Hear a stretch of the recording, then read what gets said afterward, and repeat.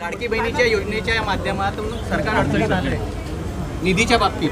अरे बाबा, आमची संतांची लाडकी बहीण मुक्ताईच्या पालखी प्रस्थान सोहळ्याला मी आलेलो आहे आणि म्हणून मी आज इथल्या सर्व वारकरी भक्तांना खूप खूप शुभेच्छा देतो।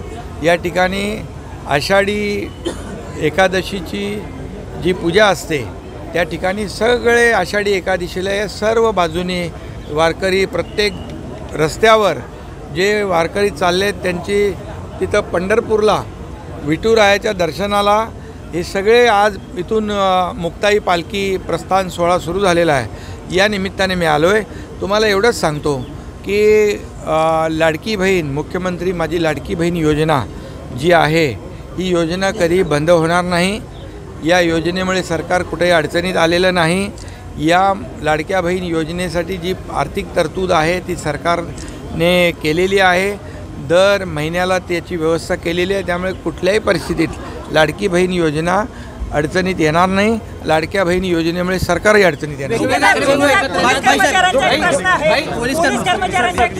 अरे ठीक आहे,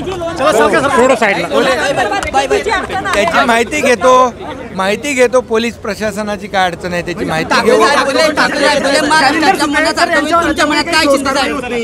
उद्धव ठाकरे बोलले महाराष्ट्रातल्या जनतेच्या मनासारखं होईल तुमच्या मनात। अरे बाबा, माझ्या मनामध्ये पांडुरंगाला एकच साकडं घालतो, हा महाराष्ट्र सुजलाम सुफलाम होऊ दे, बळीराजाला चांगले दिवस येऊ दे, चांगला पाऊस होऊ दे, चांगलं पीक येऊ दे आणि बळीराजा सुखी होऊ दे आणि महाराष्ट्र सुजलाम सुफलाम होऊ दे, महाराष्ट्र समृद्ध होऊ दे, एवढंच सांगतो।